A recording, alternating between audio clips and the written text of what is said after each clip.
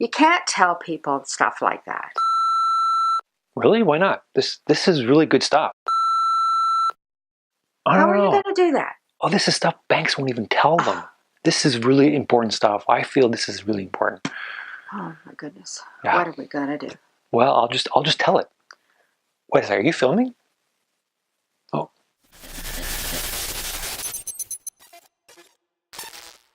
So welcome back.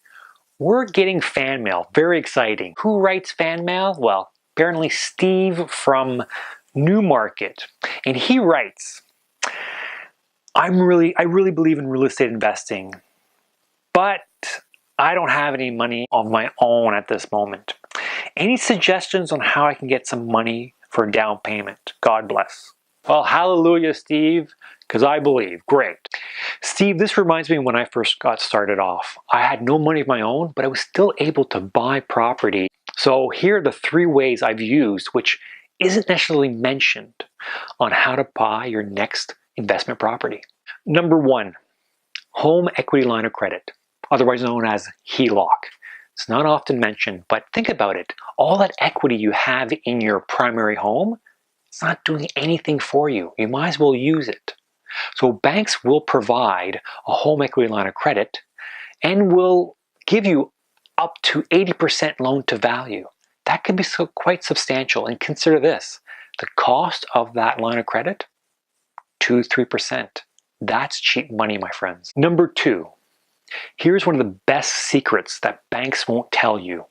You can set up a self-directed RSP account, in which basically you're transferring your funds from the bank to a trust fee. There are no tax implications. And basically you're loaning out your RSP savings just like a loan secured to real estate, otherwise known as a mortgage.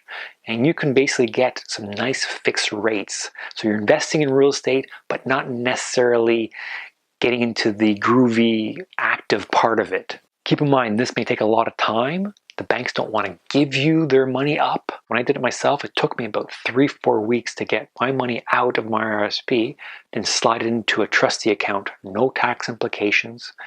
Look into this opportunity because this is a great boon. I almost forgot, there are a few rules to follow. You can't loan it out to yourself or the immediate family, but you could tap into someone else's RSP and make sure that they understand what they're investing in. As long as it's secured to real estate, you should be fine, but there's money there to be found. The third way of finding money is a seller take-back or a vendor take-back. Basically, it's the seller who's helping you with the financing. This is only commonly used with commercial buildings, but I've seen this used in residential as well, which they'll assist with the financing from up to 10 to 20%. Now, you may have to be creative with the mortgage, but believe me, it does work. I've even seen people on commercial buildings who are willing to provide 80% financing. So this is really an opportunity for those who have very little money of their own to tap into seller financing. Throw it in the offer, ask for it, it eventually comes around. So Steve, right back to you. So hopefully these 3 techniques have been very helpful for you. Home equity line of credit, self-directed RSP account, and seller take back. But if you're in a bind, you could always oh